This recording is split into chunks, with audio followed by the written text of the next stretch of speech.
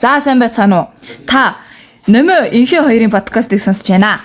Өнөөдрийн сэдв болохоор харт амих нэг удаа ихэлсэн ч нарсан турш үргэлжилж болох сонголт юм.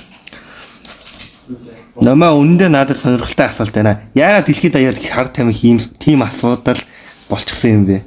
Харт амих жил бүр дэлхийд даяар 11 сая гаруй хүн амьнасыг хоригхроож байдаг.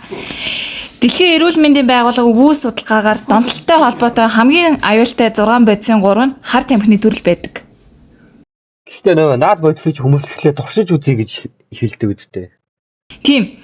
Яг нэг удаа асуудлын ишлэл болгодог. Жишээ нь одоо метамфетамин буюу айс гэдэг бодис тархинд 15 секундын дотор хүрдэг.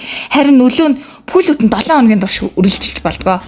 Тэгвэл энэ бодис яг яаж хүнийг өөрчилдөг юм бэ? Тархины допамин гэж аз жаргалын мэдрэмж үүсгэдэг химийн хэмжээг хүчээр нэмэгдүүлдэг.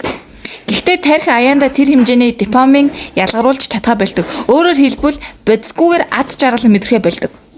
Яг л тоглоом биш амьдралынхаа хяналтыг алдаж байгаа шиг ээ. Тийм ээ. Харин олон хүмүүс сүүлд нь хэлдэг. Би дахиж хизээж анхны өдрөө ирүүлж авчихдаггүй гэж. Саяхан Америк нэгдсэн улсад нэг дунд сургуулийн сурагч харт амхинд орсон Snapchat дээр ирсэн зурагнаас ихсэн гэж байна. Ганц зурвас ганц шахмал амьдралыг нь өөрчилсөн юм байна. Интернет дээрх харт амих кул жижиг асуудал мэд харагддагч үнэндээ сэтгэл зүй бие махбод гэр бүл ирээдүг бүрэн сүтгдэг. Тэгвэл харт амих бол эрх чөлөө биш хуурамч мэдрэмж хуурамч амьдрал юм аа. Бодит эрх чөлөө гэдэг бол сонголтоо зөв хийхээс эхэлдэг. Хэрвээ чи үгүй гэж хэлж чадвал чи өөрийнхөө ирээдүг аварч чадна.